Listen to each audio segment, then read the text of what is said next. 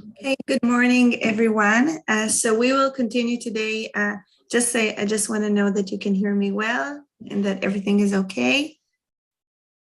Yeah, we can hear you, Hadasya. Okay, thank you. You can be on, you can make the participants mute. Yes. So that there won't be any disturbance. Yes.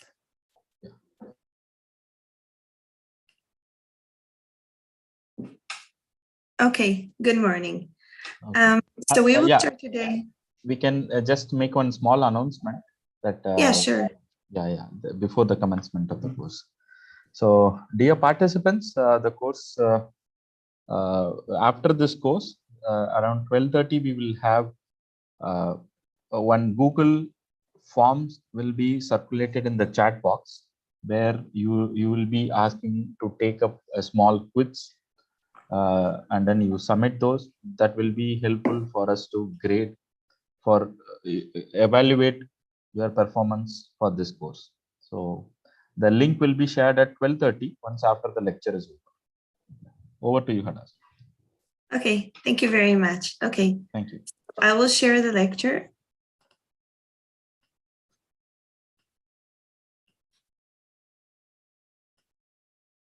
Okay, and today we'll talk about membrane filtration processes. Okay, so what is a membrane? A membrane is a semi-permeable barrier between two phases.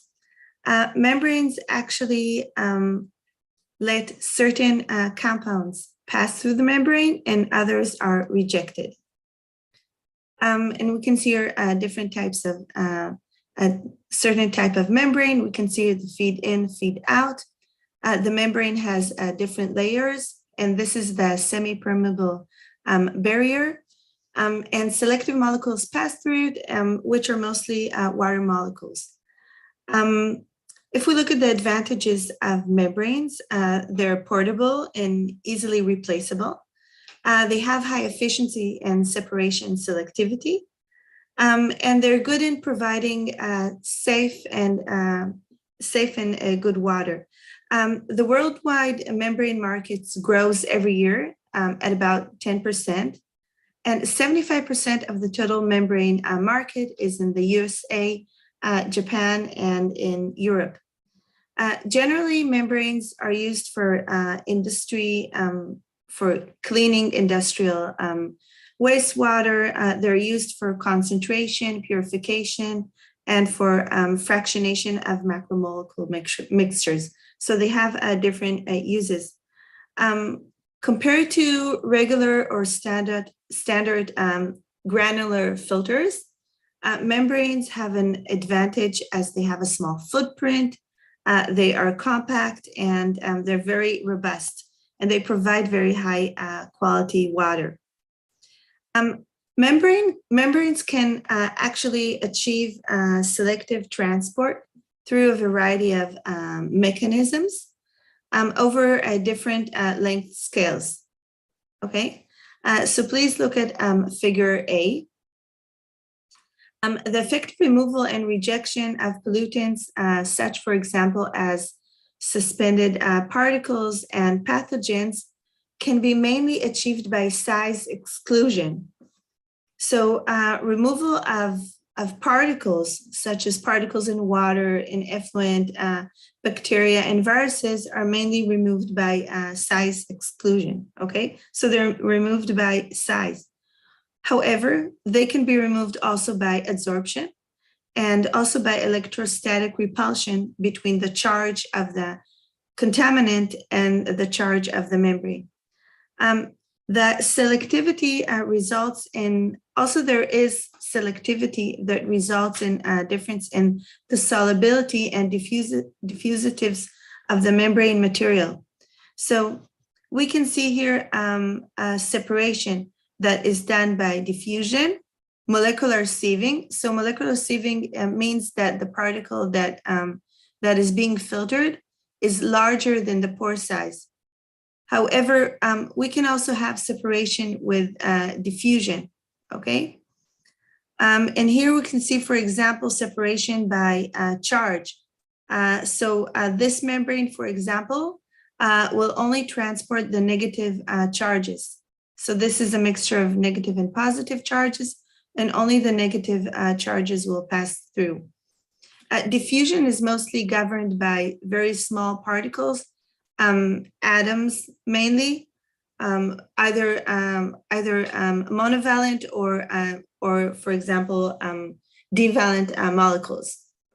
If we look at figure B here on this side of the graph, we can see a selective layer thickness by the different structures. So we can see a disordered structure and an ordered structure. And the membranes are made from different materials. And we have here different diffusitives of the different components in the water. And these membrane, the transport through the membrane is very complex. It's not a simple equation that can really explain the transport. There is a thin selective layer with controlled pores, and also they have chemical functionality, which makes it more complex. So just to summarize, the different mechanisms for separation is either by sieving, which is this case, separation by pore size, diffusion, which is mainly controlled by small components in the water, such as salt, and charge-charge interaction, which is separation by charge. So these are the three different mechanisms. When we, if we want to separate the different membranes, we have microfiltration membranes, ultrafiltration, nanofiltration, and reverse osmosis. We'll talk about these really quickly, okay? So microfiltration has a degree of selectivity that depends on the membrane pore size. So depending on this size, we classify the membranes to MF, UF, NF, and RO.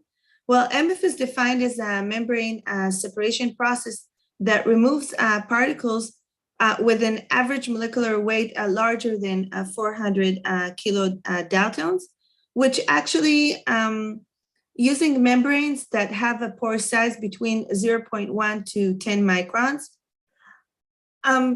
So we can see here that this membrane separates between 0.1 and 10 microns.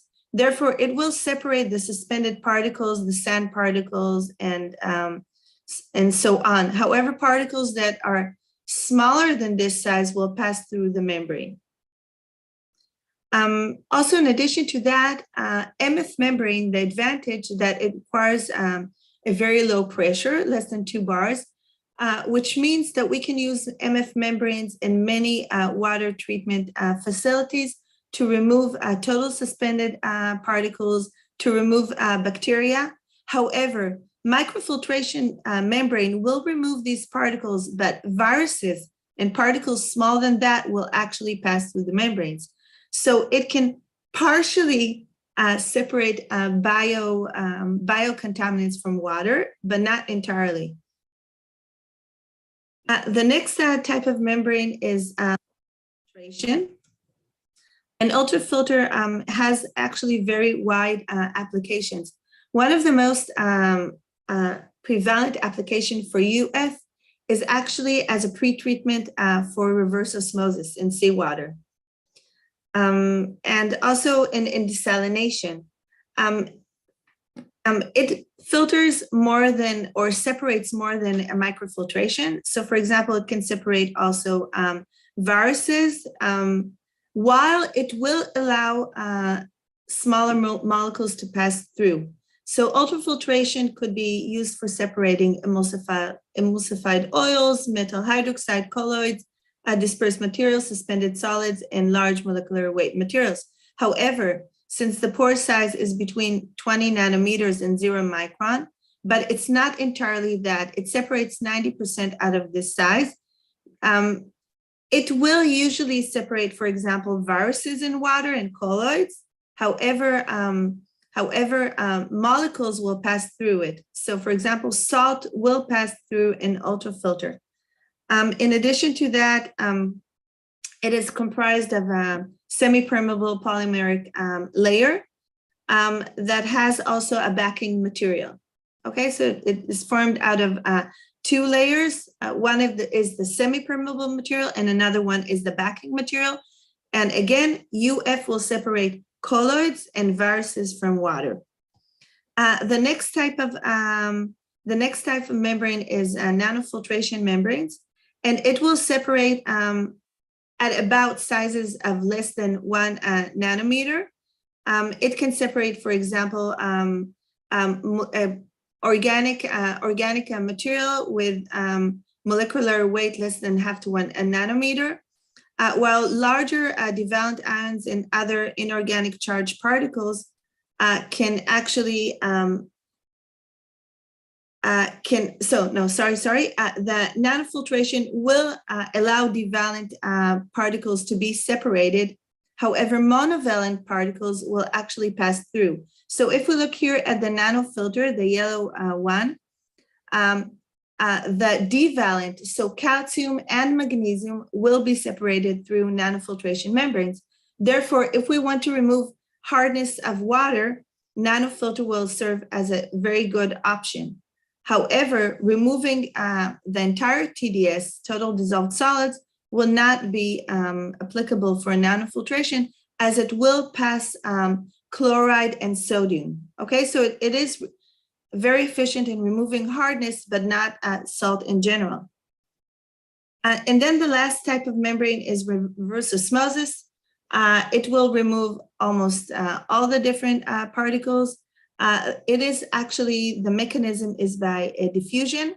It will have selective movement of solvent against its osmosis pressure difference. Therefore, RO will actually separate also monovalent ions, such as potassium, sodium, and so on. So just to summarize the membrane separation mechanisms, we can separate, we have RO, NF, UF, and microfiltration. UF and MF is totally size exclusion. UF is a combination between size exclusion and solution diffusion. However, NF and RO separate only by solution diffusion. And we consider that the tighter the membrane is, the higher the pressure that is required in order to separate the different constituents from the membrane. Also, the total permeable flux depends on the membrane area that is available for separation. And we consider that with the different models, if we have, for example, flat sheet, tubular, spiral wand, hollow fibers, or hollow fine fibers, and we consider the different configurations of the different types of membranes. This is, for example, spiral wand. It has between 700 to 1,000 cubic meter square of area, and per meter square per cubic meter, which is the density of the membrane. So it's highly dense. However, hollow fine fiber membranes are even more dense. So there's much more surface area compared to the entire volume of the area that the membrane encompasses. There are limitations to membrane technology, so it's not perfect.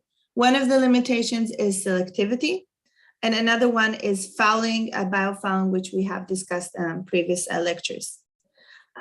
Membranes can also be used for potable wastewater reuse, and this is one huge advantage. For example, in places like in Singapore and in California, where sewage water is being treated in order to generate indirect or direct potable water reuse, it's used also by membranal processes to achieve this target. So this is here the standard wastewater treatment, where we have primary treatment, secondary treatment, followed by tertiary treatment, which is basically sand filtration, followed by chlorine disinfection. Then we can have microfiltration to remove the large suspended particles, followed by RO to remove also the monovalent anions and cations from the water, followed by UV-based AOP. We discussed about UV-based AOP, which generates the hydroxy radicals to oxidize all the residual constituents. And then it follows by degassing and addition of lime to remove hardness. And then this water could be reused for direct potable consumption. Usually water that is used for direct potable consumption, there is also a barrier where the effluent is also mixed with some type of surface water and with the residence time of about 2 months in order to provide the water for direct reuse.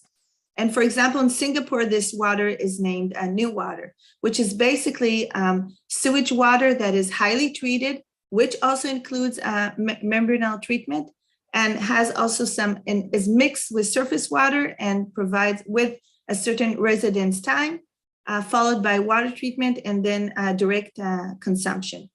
Okay, so membranes can also be very efficient in or very effective in wastewater reuse processes. And in light of the global climate change and in light of the problems that we have with water scarcity, use of membrane for purifying wastewater as a supplement for pure drinking water could be a very good option. The membrane filtration in the real world, so we can see here different cases where membrane filtration is being used. For example, in Orange County in the US, they use microfiltration RO, pre-screening. This is followed by UV advanced AOP and decarbonation and stabilization, like the process we saw before. And this process is for seawater intrusion barrier, groundwater augmentation, okay? So in this case, the effluent, the wastewater that is treated goes through different technologies, which include MFRO, and then the water is used for groundwater augmentation, and then it's actually being reclaimed for drinking water. We have also other processes with MFRO. And additional pretreatment processes are pre-ozonation, UV disinfection, again, for groundwater augmentation. Here we can see another treatment, like similar treatment, also for groundwater augmentation. Also here, all these are combination of microfiltration and reverse osmosis with UV disinfection for groundwater augmentation. Here again, we see again these combinations of MFRO. Here we see a combination of UVRO, membrane bioreactor RO and UF, and again, all those are for groundwater augmentation. Here we can see, for example, this process is used for direct potable reuse, which means that wastewater is being highly treated to achieve at the end a direct potable reuse of the water for drinking. In Israel, for example, the effluent is used for the treated wastewater, which results in effluent. 90% of the wastewater is used for agriculture irrigation post-treatment, of course. So there are challenges in membrane processes. These challenges, while membrane technology is well established and used for wastewater purification, its separation efficiency will be determined by its porous structure and also the physical chemical properties of the polymer. Therefore, there will be inherent membrane fouling that is caused by organic contaminants, and it will cause a pore blocking, which will further lead to reduced water flux. So this is one disadvantage. In addition to that, the membrane shelf lifetime limits wide industrial applications for wastewater treatment. This is another disadvantage. In the hottest regions in the world, nanoscience is being considered to have one of the most potential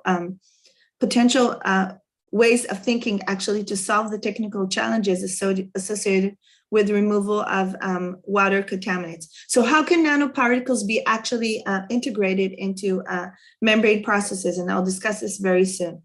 So the emergence of using of novel membranes composed with abundant nanomaterials, as well as well-defined nanostructures, has rapidly changed the traditional concept of use of membranes. So the combination of membranes with nanotechnology is really in the rise in development, research development, and also in application, and also in the water treatment. And this actually exceeds the state-of-the-art performance of the current membranes that we discussed, starting from MF, UF, NF, and RO. So there's additional functions that could be added to the membranes.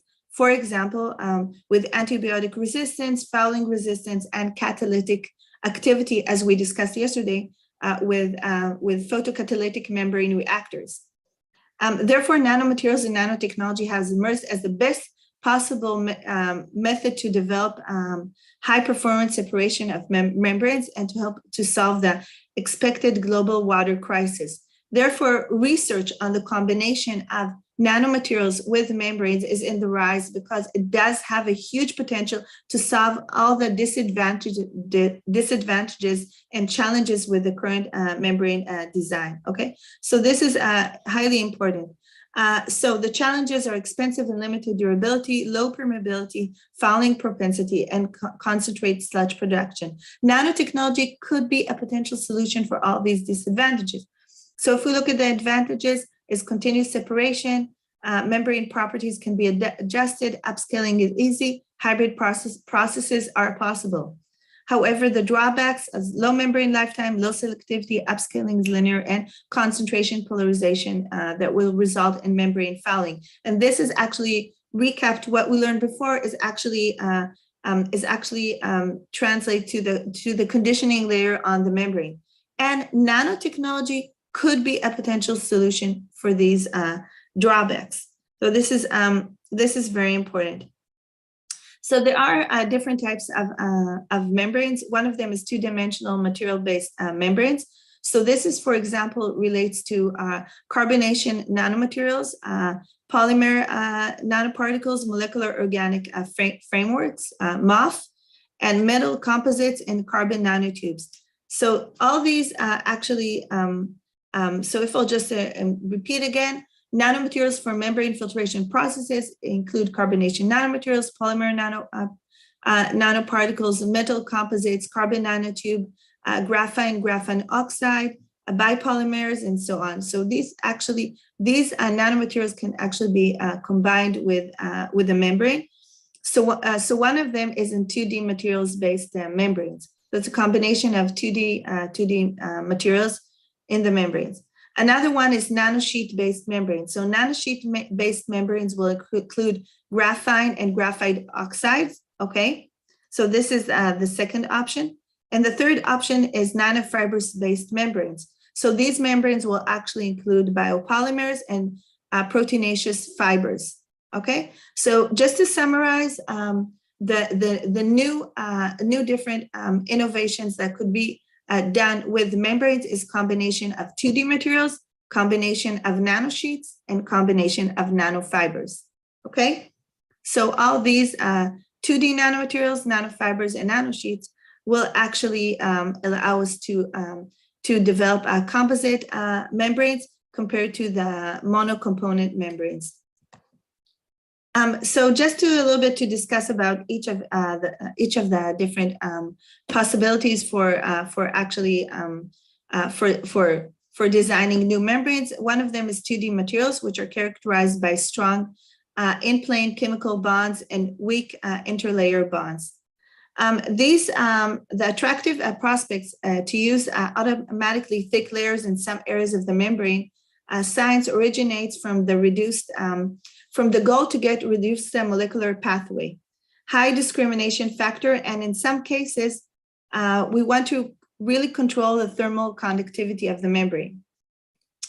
By means of micromechanical and chemical exfoliation techniques, it is possible to isolate a few or single freestanding nanosheets, which can be used automatically to thick the membranes. And another alternative is actually to use nanofillers and polymeric membranes, which will enable noble functionalities within the membrane. And therefore, the existence of large and chemically active surfaces in the nanopores 2D material inside the composite membrane will significantly improve the transport properties. Okay, so we can see here for an example of combination of 2D materials, which is being used to improve the transport properties of the materials. So these use of 2D materials could afford new inputs in production, nanoporous desalination pressure-driven membranes. and also can benefit, which can also benefit from these 2D materials. So we can see a combination of 2D materials into RO membranes that will improve the gas separation, for example, of this membrane, which is used for CO2 separation. And this membrane is combined with 2D materials to improve the seawater separation. Okay, so this is one option. We can see, for example, that graphene, which is a 2D material, which is entirely impermeable to most molecular compounds due to the localization of electrons within the aromatic rings, which will allow to form this type of separation. However, there are defects in the thick graphene membranes, which is unavoidable with subsequent implications for membrane separation. Therefore, it will provide a barrier for passage of molecules.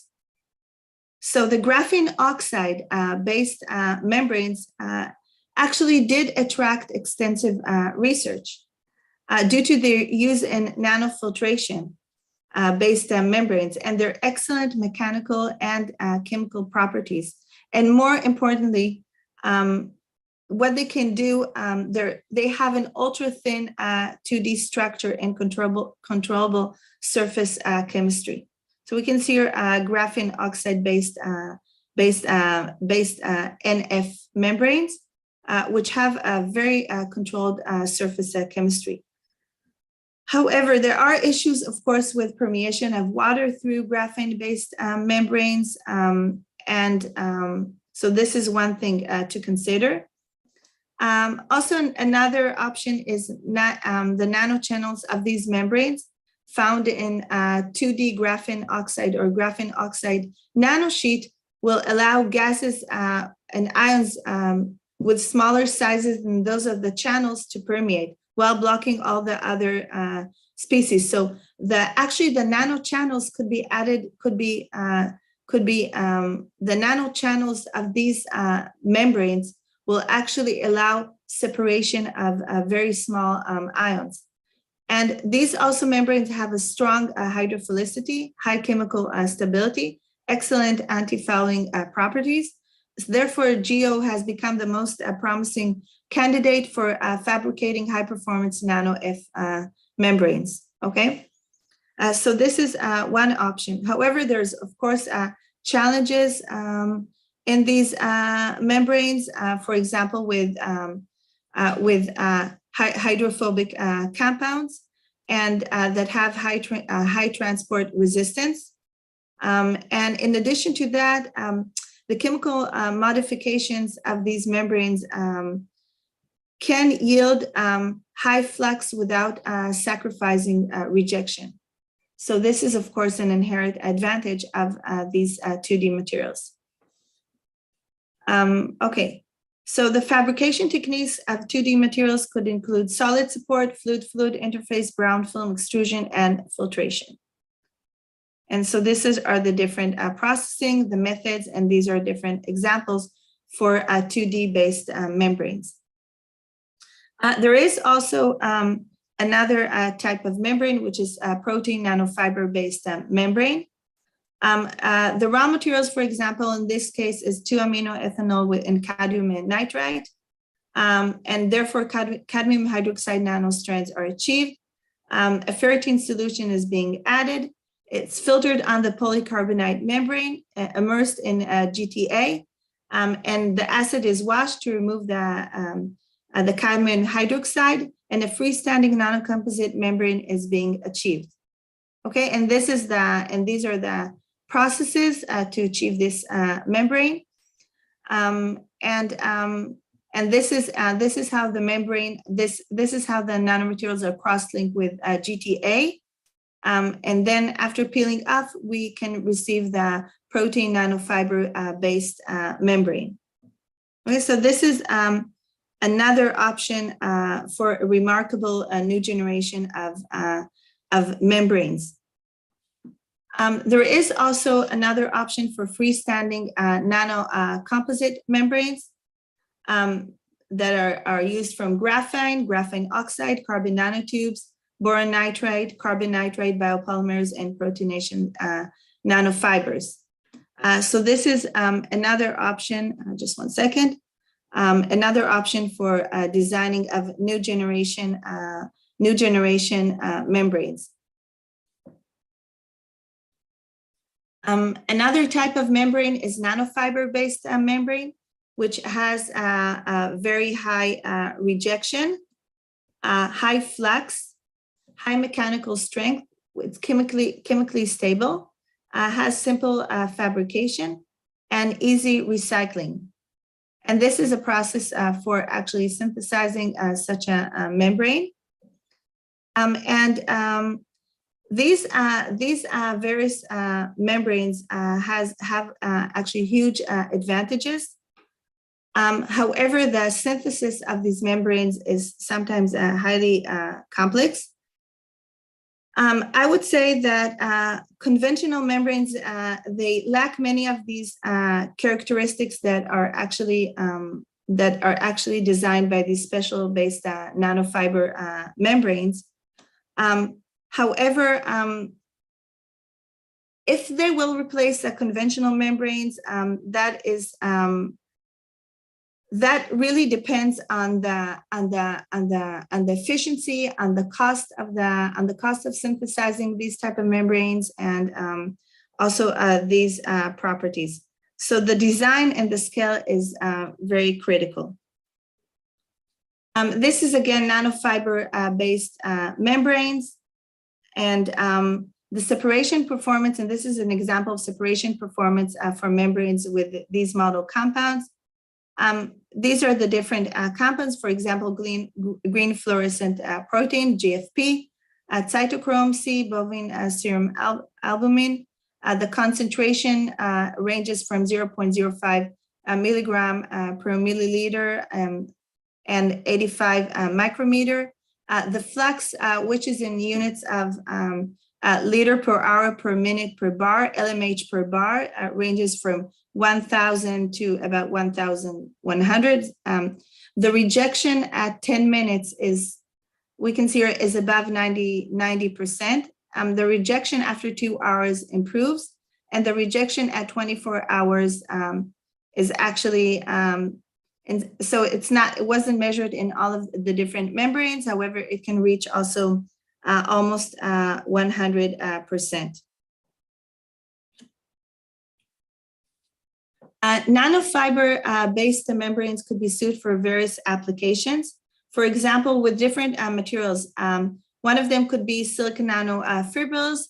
It has special properties such as ultra-thin freestanding membrane. The application is very flexible. The pore size is between 8 to 12 nanometer, and the flux is 13,000 mLH. Another type of hybrid membrane, cellulose nanofibrils, additional hybrid membranes. These are multi-layered nanoporous membranes. This is a 2D membrane. This is a pressure-driven nanofilter membrane. This is a bio-inspired unidirectional porous membrane and uniform pore size distribution membrane surface.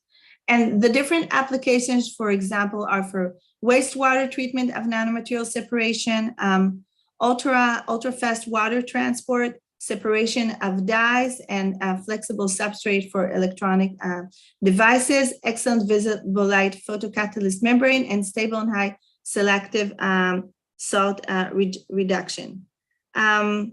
So therefore, these are the different types of nanofibrils, 2D membranes, or protonation membranes that could be designed for different types of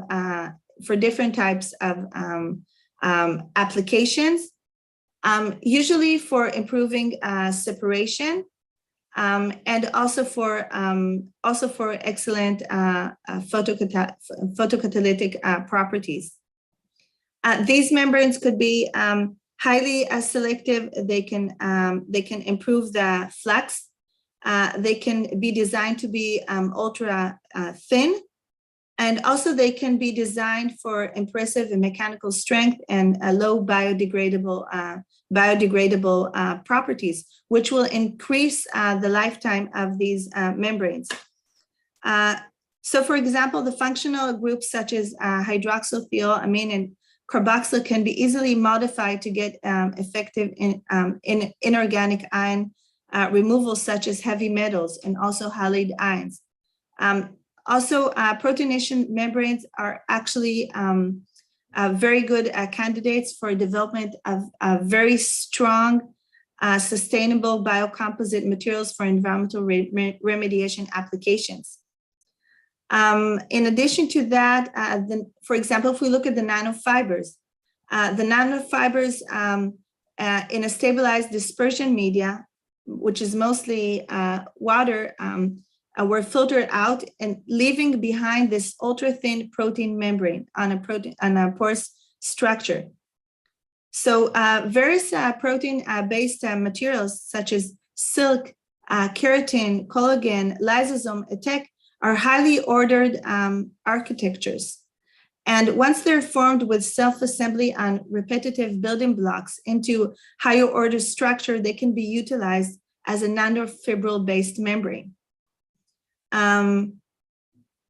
Therefore, we can actually utilize all these advantages of the well-organized hierarchical multi-layer nanocomposite structures.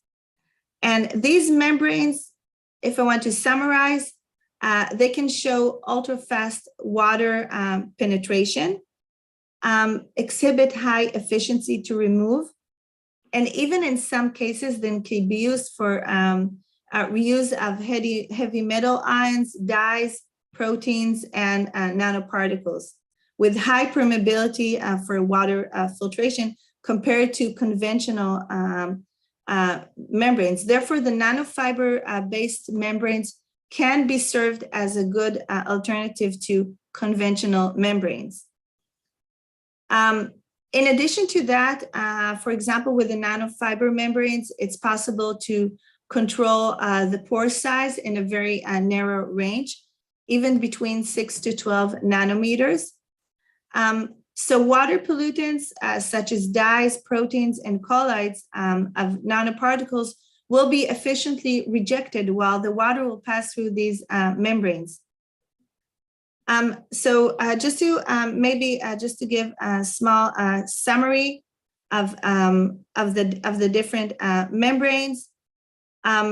So the new generation materials using biological composites that can extend beyond the industrial and biomedical applications will attract more research and interest due to the stringent environmental regulations.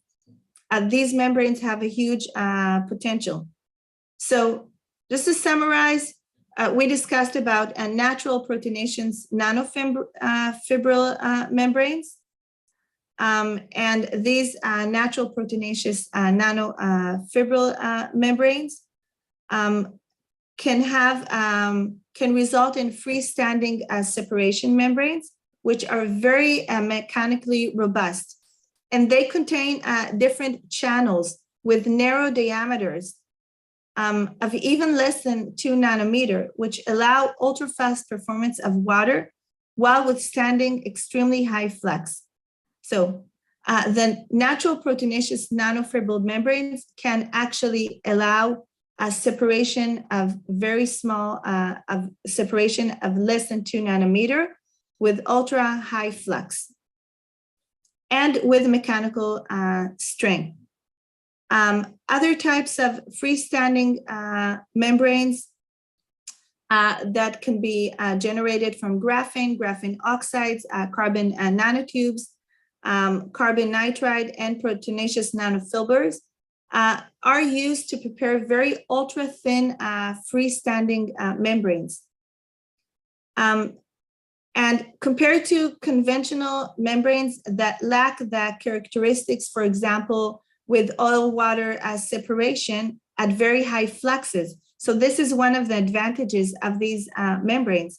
It has excellent separation efficiencies up to the ppm level, And these ideal membranes have certain characteristics that allow them to be recycled, long lifespan, high separation performance. They can be environmental friendly because they are made from graphene oxide, and carbon nanotubes, and they can have high flux.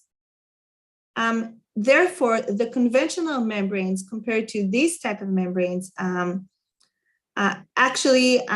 these membranes can solve the disadvantages of the conventional membranes because they're highly efficient.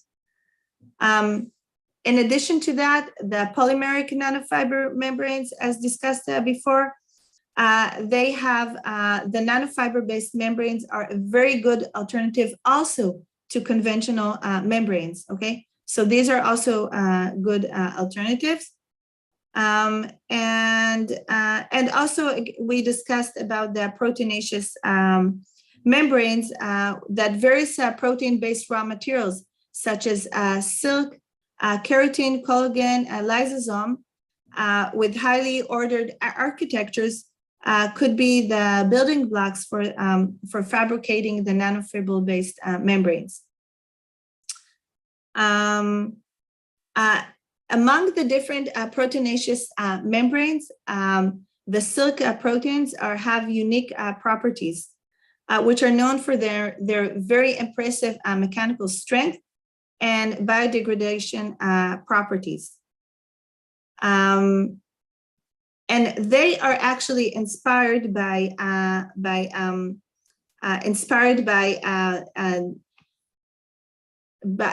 bio-inspired membranes. So these are also very special membranes. Most actual successful attempts are made to add nanoparticles to polymeric membrane during the membrane synthesis. The mixing of the inorganic nanomaterials into polymer membranes has been extensively studied in many research studies to improve the membrane properties, such as permeability, selectivity, and physical strength. However, the mixed materials usually are some bulk materials. Now, to reduce the size to the nanoscale, there are newer options. On one hand, the smaller size of the nanoparticles that are mixed together with the polymeric membranes result in much more interaction between the two phases of the polymer and the nanoparticles, which can be beneficial to enhance the permeability, the mechanical strength, the hydrophilicity, and the selectivity. However, on the other hand, when we mix inorganic nanomaterials with polymeric materials, we do pay a price. As the size decreases, the nanoparticles always render new properties. So the polymeric membranes that are incorporated with the nanoparticles can also have advantage of having new properties, but alongside it can enhance the separation of these membranes. And it can give new properties such as anti-fouling, antibacterial, and catalytic properties. Okay, so just go recap over a few more types of membranes. The thin film composite membranes are a major breakthrough in the field of membranes, as they are more flexible in the membrane structure, and they combine various upper selective layers and porous support layers together with complex separation environment. Recently, noble TFN membranes, which they feature an interlayer of nanomaterials, has been emerged. These novel membranes show extraordinary improvement in water flux along with better selectivity. Such enhancement can be achieved by a wide selection of nanomaterials, ranging from nanoparticles, 2D materials, and interfacial coating. The use of nanostructures, interlayers, do not only improve the formation of polyamide rejection layers, but also provide an optimized water transport path, which enables the TFN membranes to potentially overcome the long-standing trade-off between membrane permeability and selectivity. Furthermore, the TFN membranes can potentially enhance the removal of heavy metals, micropollutants, which is critical for environment. So the thin film composite membranes, the TFN membranes, they can actually provide breakthrough in membranes.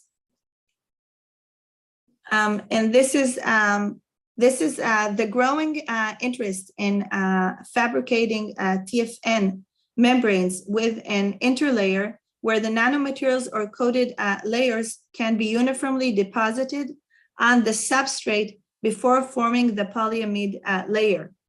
Okay, so the TFN membranes where the nanomaterials are uniformly deposited onto the substrate before forming the polyamide layer.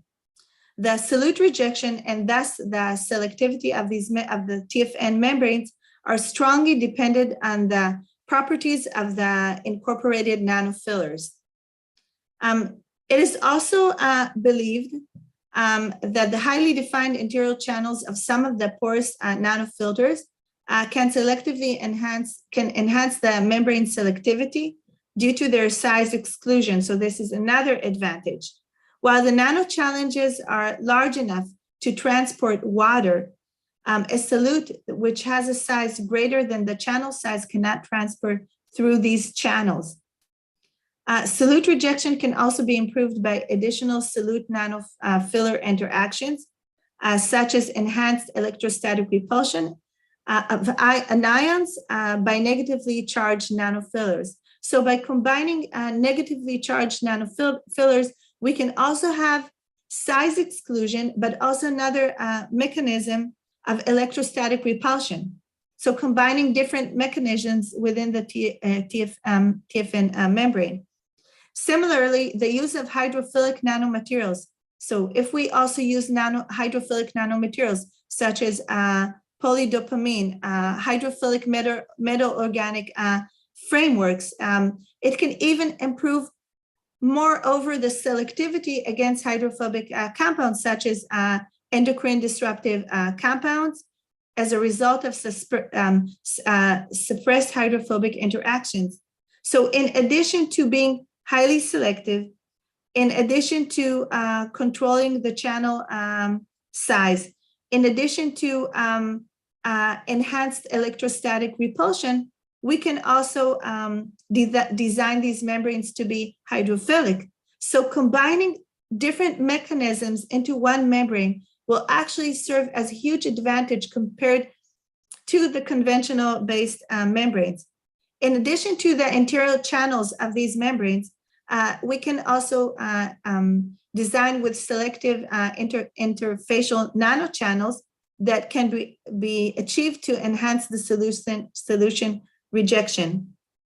So maybe to summarize, out of the different membranes that we discussed, the thin film nanocomposite membranes can achieve all these performance advantages compared to conventional membranes. Okay, and we can see different incorporation of the nanoparticles, 1D nanoparticles. This is incorporation of 2D nanoparticles and incorporation of interfacial coatings.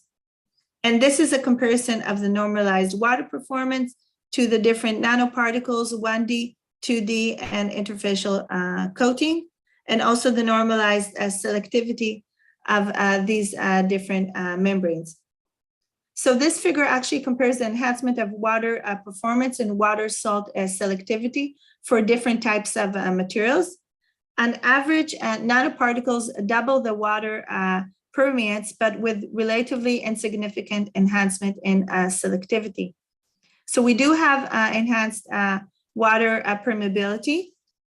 In addition to that, the 1D nanofillers are more effective in enhancing the water permeance, which is probably associated with a greater interfacial area as a result of their high length to width with the 1D aspect ratio with the 1D materials. compared to the 2D materials. There's also a possible further improvement with using porous 2D nanosheets as interlayer materials with defined nanopores to facilitate a fast transport of water while selectively retaining the target solutes. Okay, so this is the combination of the different types of nanoparticles. Another type of membrane, as we discussed, are the photocatalytic membranes. The photocatalytic membranes are actually coupling membrane filtration with photocatalysis in a single unit. And they can achieve also great potential for energy efficient water separation. We discussed the photocatalysis as a type of an AOP, which progressed rapidly since the discovery of the photoelectrical water splitting. They're responsible for harnessing solar energy for the degradation of pollutants. And nanocatalysts are widely exported in photocatalytic applications. Smaller nanoparticles could form an active site of support materials through oxide support interactions. And these are examples for different photocatalyst type that could be actually combined to generate the photocatalytic membrane. There are a few deposition fabrication photocatalytic membrane may include sol gel method, also liquid phase deposition method, anodization, and also simultaneous electrospinning and electrospraying. Sol gel method will involve actually two-phase solution anodylation. The sol is actually a colloidal suspension of particles, and the gel is interconnected network of the particles. Liquid phase deposition is a low temperature deposition method, which includes hydrolysis and direct deposition reaction without any heating process. And electrospinning or electrospraying belongs to the electrohydrodynamic atomization process. A polymer solution can be spun or sprayed by utilizing high potential electric field to obtain particles or fibers. The photocatalytic membranes, the titanium dioxide and the zinc oxide are widely used as bulk photocatalysts for photocatalytic processes. The photo-induced electrons and holes reacted with oxygen and water and hydroxyl groups will generate the ROS, which are the reactive oxygen species, such as hydroxyl radicals and superoxide radicals with strong oxidation abilities. The photo-induced electrons and holes reacted with oxygen, water, hydroxyl groups that generate these ROS are mainly responsible for the degradation of persistent organic pollutants. Carbon nitride and non-metallic semiconductor polymeric substances are being researched and in the hotspot of the research because of their outstanding redox potential and photocatalytic performance. The electrons are excited upon exposure to light, to the conduction band, leaving positively charged holes in the valence band.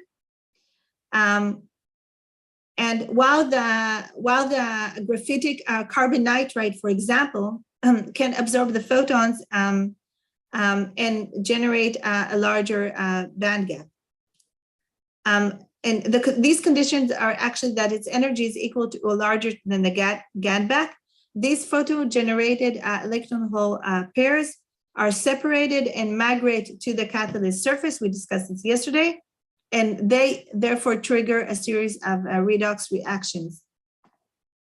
So compared to conventional separation membranes, photocatalytic membranes, they possess a number of unique properties. For example, anti-fouling, antimicrobial, superhydrophilicity, concurrent photocatalytic oxidation and separation, which all make them an attractive technology in water treatment. Photocatalytic membrane reactor hybrid system couple several advantages. We also discussed this yesterday. They can allow a system that uses nanoparticles in suspension, or a system that uses a photocatalyst that is immobilized into the membrane. Yesterday, we saw an example of a photocatalytic membrane reactor where the catalyst is actually immobilized. But we can also use particles in suspension, and the membrane actually by itself will separate these particles and not allow them to pass through the water stream, which is of course not allowed. In both these configurations, the membrane actually plays a role in pollutant barrier alongside with permeation of small molecules and water through the pores. In slurry conditions, the membrane also ensures that a photocatalytic particle separation will separate it from the treated water and allow the possibility for further reuse. When we're using nano-engineered membranes, the membrane photocatalytic activity is responsible for in situ pollutant oxidation reduction, enhancing its anti-fouling properties, and resulting in high quality permeate and renditate with low organic load. I have a few more minutes, so just I want to go quickly. So this is, for example, in a membrane with alumina substrate and a titanium multi-coating layer. And we can see upon exposure with UV and without UV, we can see a higher permeate water flux with a coated membrane. So nano-engineered membranes and nanophotocatalytic particles were first mixed into the membrane matrix into polymeric casting solution, and then nanocatalyst was embedded on the polymer membrane and fabricated by conventional phase inversion methods. So this is one option. But it is also demonstrated that electrospinning can also be applied for the fabrication of a hybrid photocatalytic membrane. Just to make really quick, I have 2 minutes. Fouling is a serious problem with membranes. Maintenance and operation is an issue. For wastewater treatment, membrane fouling are mainly from macromolecule or organic matter, such as humic substances, hydrocarbons, bacteria, suspended sludge, and inorganic colloidal or mineral scaling. For seawater desalination, membrane fouling is mostly due to inorganic fouling and also microorganisms, bacteria, and solids. I have 2 more slides.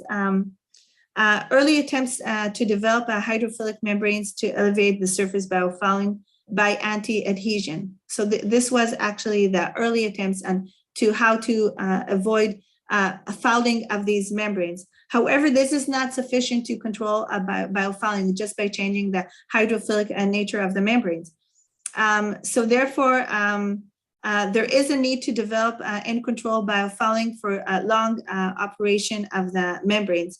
The current research actually starts to shift towards the design of antimicrobial, antibacterial membranes through the integration of a biocide into the nanomaterials with the polymers by blending and surface functionalization.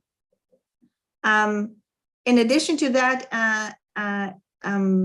regardless of the antibacterial agents, the primary focus of researchers is to fabricate a membrane with high flux, high good antibacterial properties, stability, and mechanical strength. Let's say no. Can I just a few more minutes? Okay. Abrani, can I have just a few more minutes? Is that okay?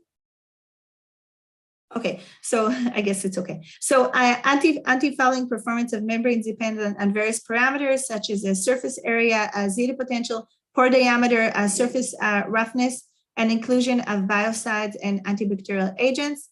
Nanomaterials can impart fouling resistance to the membrane surfaces. However, they can change the morphology and topology of the membrane surface, such as roughness, and impact the fouling resistance. The nanomaterials can be further surface tailored with functional groups such as carboxyl, hydroxyl, quarterly ammonium, and amine functional groups, and therefore enhance the hydrophilicity and excellent fouling resistance of the various foulants. On one hand, most of these nanomaterials are hydrophilic, okay? So that can increase the number of hydrogen bonding sites on the membrane surface. Therefore, it allows the formation of an interfacial layer that will tightly bound the water molecules that are highly oriented and have very slow dynamics. Generally, with regard to inorganic biocides, so if we incorporate inorganic biocides into the membrane, these are metal-based nanoparticles and carbon-based nanomaterials, can be promising candidates owing to their strong antibacterial efficiencies, high stability, and good commercial availability. Furthermore, these materials are capable of offering extra desired properties in the membrane, such as smooth, hydrophilic surfaces leading to higher membrane fouling resistance. So to summarize this, the anti-fouling performance of the membranes depend very much on the surface area, the zeta potential, the pore diameter, the roughness of the surface. We can incorporate the nanomaterials that will change the morphology and the topology of the membranes, and also the roughness. And this will impact the fouling resistance. We can, for example, tailor nanomaterials with different functionalities, such as hydroxyl, quarterly ammonium, and enhance the hydrophilicity of these membranes. And this will also serve as fouling resistance against the foulants. So we can, on one hand, we can add hydrophilic nanomaterials with strong hydrogen bonding, allowing the water to pass, but that are highly oriented. But if we want to add inorganic biocides, such as metal-based nanoparticles and carbon-based nanomaterials, they are very strong candidates to serve as antibacterial efficiency. And in addition to that, pathogenic contamination is a major issue in the world with membranes. It's one of the most, fouling is one of the most difficult problems with membranes. The growing demand for pure water requires design of promising new technologies and new membranes, which incorporate nanoparticles and nanomaterials into the membrane surfaces. Various possibilities are prevalent. There's an urgent need for alternative approaches and effective removal of bacteria from bulk surfaces, which is simple, but one important feature that is required upon design of nano-based membranes, that it will be scalable, environmentally safe, and cost-effective over the conventional membrane technology. In addition to that, rejection of bacteria smaller than the membrane pores will allow inclusion of antibacterial agents. Therefore, if the membrane pores are larger than the size of the bacteria, we can incorporate, as I said before, these antibacterial agents as that could induce, for example, the biocides could be incorporated into the membrane in order to reduce the biofouling of these membranes. So this is a very important feature of combining antibacterial agents into bacteria that are smaller than the pore size.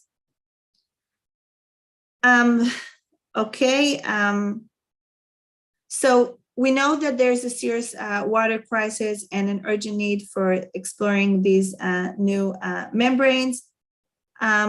The rapid progression of nanotechnology allows many possibilities. The combination of nanomaterials with commercial membranes is also an effective way, not only to enhance commercial membrane separation performance and permeability, selectivity, and structural robustness and anti-fouling, but also to render them as with new properties such as antibacterial and photodegradation. Yesterday, I showed you a case where we took commercial membranes, and effectively we enhanced the properties of the commercial membranes using a layer of N-doped titanium dioxide coated by sol gel method, which allowed not only separation, but also photocatalytic degradation of both organic micropollutants in the water, such as carbamazepine, but also in photooxidation of small viruses that are similar in size and shape to polioviruses, to human-based viruses. And therefore, this can enhance even commercial membrane, which of course is a huge advantage. What else do I want to say here? Okay, so these are different types of antibacterial membranes added with ketozan, silver, titanium dioxide, carbon nanotubes, and zinc oxide. The current applications are for personal care products, microbicide in agriculture, biomedical products, food wraps, biomedical flocculants in water, and wastewater treatment. Addition of nano silver can release silver ions, disrupt the cell membrane and electron transport, and result in DNA damage, and therefore the incorporation of silver nanoparticles into the membrane will serve as an antibacterial membrane. This is used for portable water filters, clothing, medical devices, coating in washing machines, refrigerators, and food containers. Titanium dioxide. Titanium dioxide can enhance the production of reactive oxygen species, cell membrane, and cell, and therefore will result in cell membrane and cell wall damage.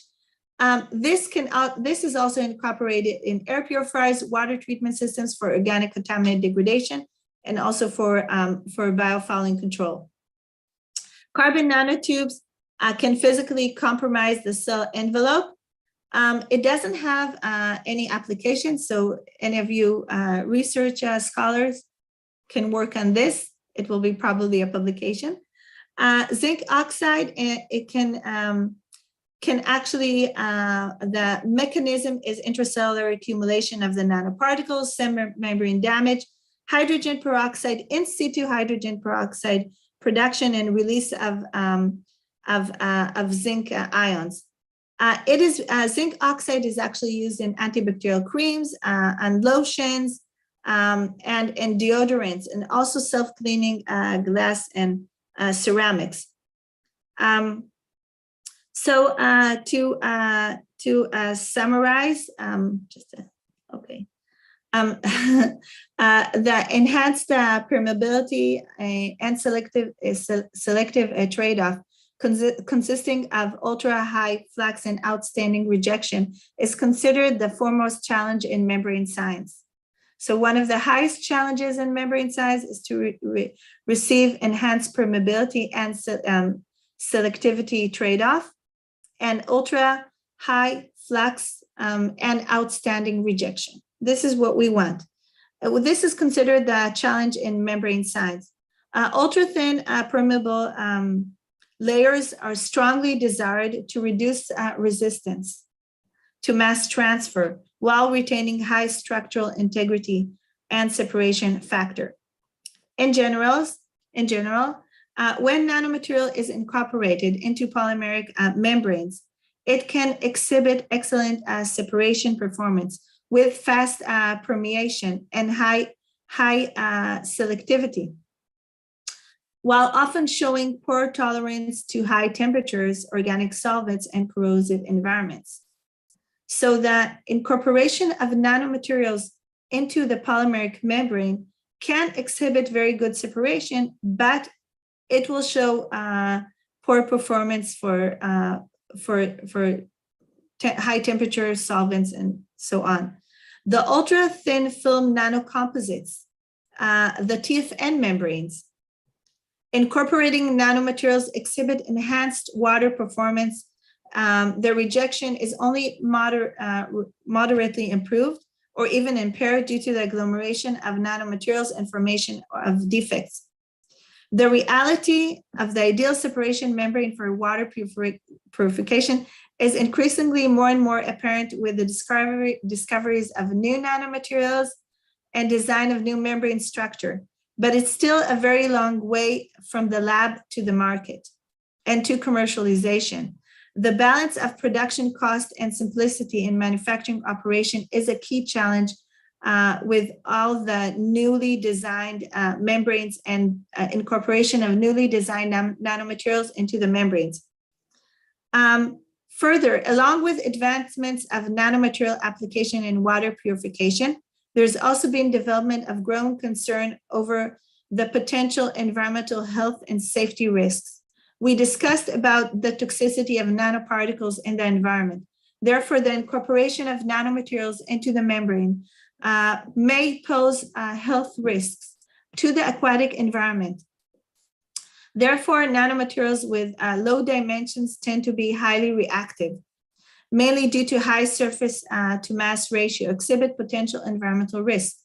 Therefore, specifically nanomaterials used in water purification models may leach out from the filters, causing severe injury to vital organs in contact with the aquatic environment and with humans. And just a few more minutes, is that okay, Belani? To date, the use of antibacterial membranes is a realistic operation, in realistic operation conditions, is another huge challenge due to the limited lifespan for the anti-biofouling functionalities, which are closely ascribed to gradual dissolution of biocides from the membrane. So the combination of biocides to these membranes at first can serve as a good biocide type of control. However, due to the leaching of the biocides over time, this can actually result gradual dissolution of the biocide. This can result in a huge operational problem. Therefore, substantial efforts should be made to design long-lasting antibacterial membranes to improve the antibacterial durability of the modified membranes, and the practical use of these antibacterial membranes in real conditions still need further exploration. Therefore, for research scholars that want to test using incorporation of biocides into the membranes, there's an urgent need to test it over long periods of times and to test, for example, the biocide leaching out of the membranes, and not only the initial performance in the lab, but a performance over time. Most antibacterial modifications are still limited to the lab to date. So this is also a challenge that some of the scholars here can take in order to design long-lasting membranes and test the membrane over time. Scaling up modification strategies is challenging due to the harsh preparation condition, high cost of nanomaterial functionalization. In addition, research on the practical use of antibacterial membranes in realistic conditions has been rarely reported, indicating there is still some knowledge gaps to develop with nano-composite antibacterial membranes for the industry. And I'll just summarize the gaps. Just to look at this figure, this is the potential scale-up, difficult, possible, and easy. And this is the current scale of development: miniature, bench, pilot, and full. We see that with the full scale, only the TFN membranes, the thin film nanocomposite membranes has been incorporated. The nanostructured polyamide membranes and membrane targeting micropollutants, graphene oxide, and carbon nanotubes are with small scale of development and are very difficult to upscale. Just to summarize the knowledge gaps and what we need to look at when we design antibacterial membranes. One of them is ecotoxicity. Despite the high antibacterial activity of these membranes, problems as release of heavy metal ions, such as silver ions, is an issue that could not be rejected by the membrane, and therefore they leach from the nanomaterials and can pose a risk. Another thing is to develop membrane antibacterial activity assays. Okay. The third thing is membrane filtration behavior. The incorporation of antibacterial agents can improve the bacterial resistance. However, this could change the membrane filtration performance. Therefore, upon incorporation of these nanomaterials, biocides, or things, we must make sure that we don't pay a price with membrane performance. And also with membrane anti-biofouling, there is a relationship between membrane biofouling and bacterial fouling over a long time operation. And last slide, future and on-site challenges. So the photocatalytic membrane require additional customization, posing challenge to membrane manufacturing industry. The polymeric membrane structure may suffer from severe damage by both radiation and reactive oxygen species. We discussed this yesterday, that we decided not to use polymeric membranes, but we used both ceramic membranes and metal foam-based membranes to avoid the issue of the polymers being destroyed from the irradiation in photocatalytic membranes. The restricted processing capacity of photocatalytic membranes must be addressed due to mass transfer limitations, and the moderate loss of photocatalytic activity must be addressed. We also observed this in the pilot studies. And due to the low effective surface area of the photocatalyst accessible to radiation upon fouling. In addition to that, the unsatisfied lifespan of the photocatalytic membranes need to be addressed. And I'm sorry if I took more time. I just want to make maybe next class I'll make a summary of what we discussed now. I think okay.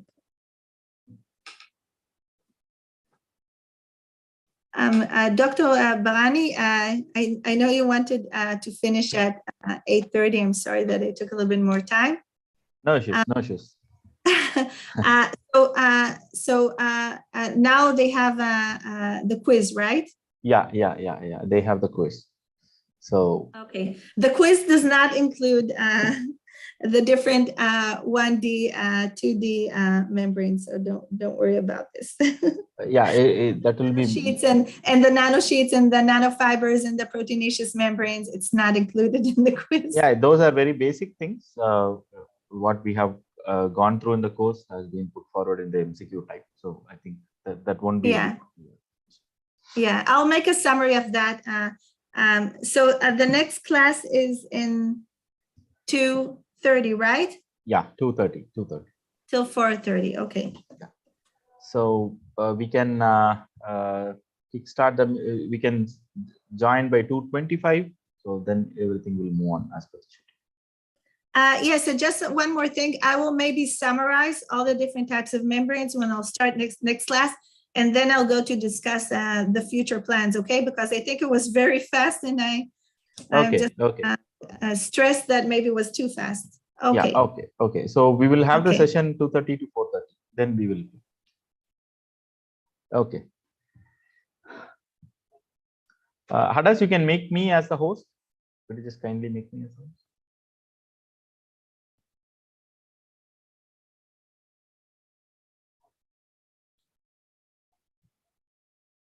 All right. Okay. Now I am the host. No issues.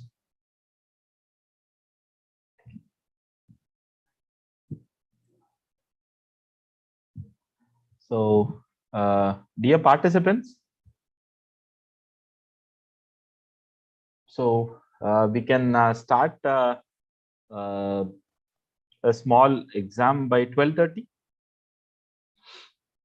So we can break for 10 minutes and then we can start by 12:30. Is that fine?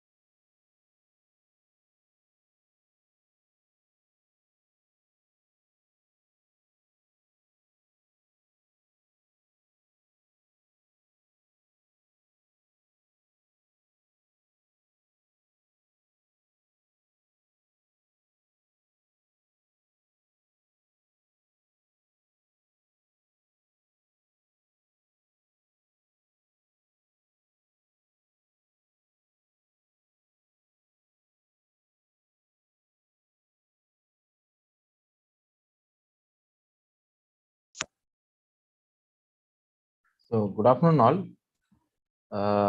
So I'll be sharing the link in the WhatsApp, Zoom chat box. Uh, while this is a kind of MCQ based questions, you can opt for one or the other, and then you can submit. So based upon this, the grading will be done. So nothing much to worry or panic. It is very simple questions that we have put forward. The second thing is that once you are done, you can leave the session. And then while doing the process, you can switch on your video so that it can be available with the GIAN office as well as with us. So looking forward for your cooperation. And then here we go with, could you just switch on your cameras, videos? So I'm pasting the link here. I request you all to switch on the cameras and then complete the task. Yeah. So some of the participants have started it, and then others, you can join the session by switching on your videos. Thank you. And then you can complete the task. You can click this link. You can give your email ID that you have registered with GIAN office, and then proceed with that.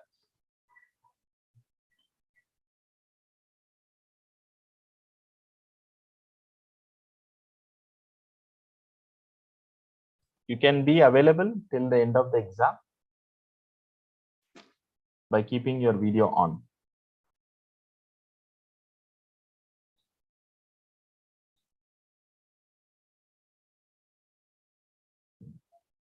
Others, you can also switch on your video.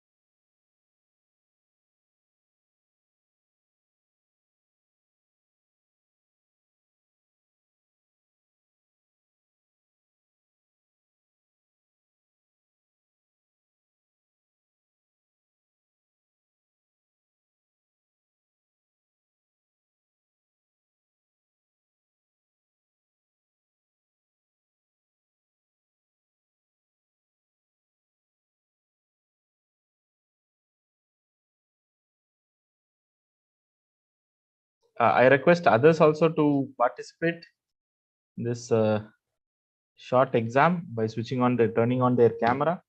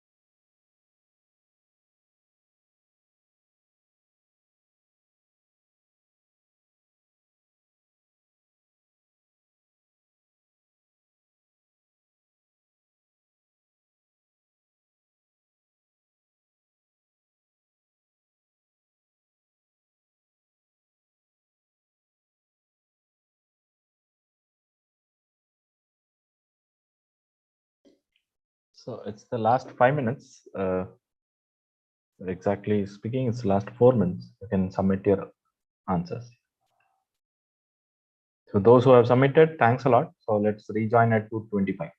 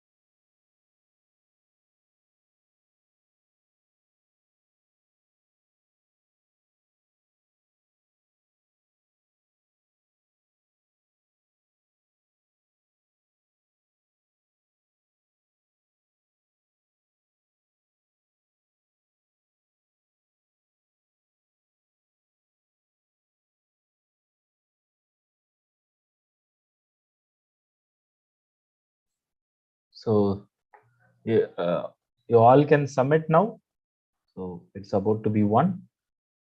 So kindly submit, and then let's meet again back at 2:25. Thank you. Thank you for the participant who have submitted. Thank you. Thank you.